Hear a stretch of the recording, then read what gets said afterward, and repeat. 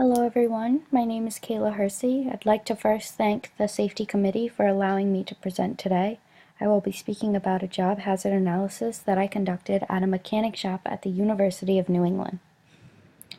Firstly, I'd like to give a brief overview of what a job hazard analysis is and what I hope to accomplish during my evaluation. A job hazard analysis, as defined by OSHA, is a technique that focuses on job tasks as a way to identify hazards before they occur.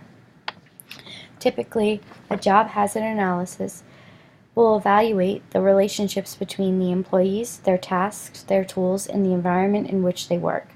In order to completely understand what a job hazard analysis is, we must also understand what a hazard is. Anything that has the potential to cause harm is considered to be a hazard. A hazard will lead to an injury or illness if it cannot be controlled. Common hazards include chemicals, electricity, noise, radiation, temperature, visibility, among others. Job hazard analyses are important in order to create a safe working environment. They can help improve work conditions, determine procedures, promote training in the workplace, and identify and subsequently reduce the number of injuries, illnesses, and more importantly, work-related fatalities. This job hazard analysis was conducted at the mechanic shop located on the University of New England's campus in Biddeford, Maine. This workplace employs 15 full-time individuals. Of those 15 individuals, 90% are males, while 10% are females. The ages of those individuals range from 30 to 65 years old. An average workday for an employee begins at 6 a.m. and ends at 3 p.m. This mechanic shop provides services to vehicles that are owned and operated by the university. Daily activities include changing tires and fluids and general maintenance. 2 employees were interviewed regarding their current employment at the mechanic shop in order to get a better understanding on their positions and their feelings about their workplace. In addition, the lead mechanic demonstrated how he changes a tire, a common daily task, in order to complete the job hazard analysis, which can be depicted in this picture.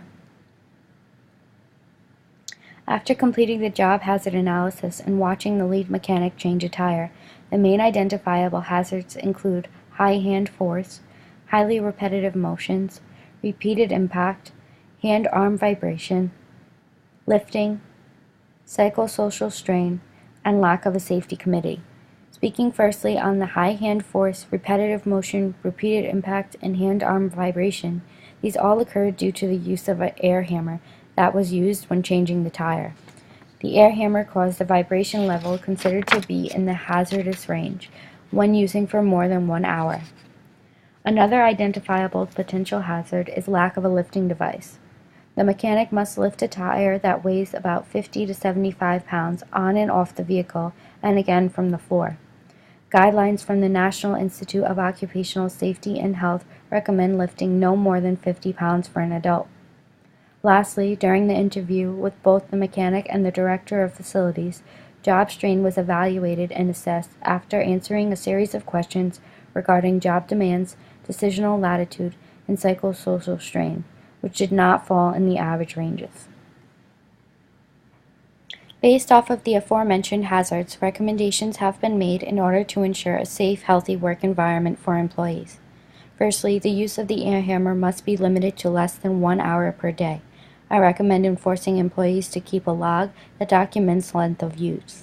This requires that everyone is properly trained on log keeping, safety procedures, using the tool, and cross-trained on all tasks in the mechanic shop. This eliminates the illness of carpal tunnel syndrome, which often occurs when performing tasks that involve highly repetitive motion and/or repeated impact. Another recommendation would be to install a lifting device. This will prevent the most common type of injury in mechanic shops, which are back injuries due to overexertion. In order to target psychosocial strain, employees must feel they are in an active learning work environment. The best way to accomplish this is to increase job demands and decisional latitude together. Lastly, and specifically to the safety committee here, I recommend that the university, and specifically the mechanic shop, create a safety committee. This committee could help develop safe work practices, safety programs, safety training, inspections, audits, and review incidents in order to improve and prevent further cases from occurring at the shop.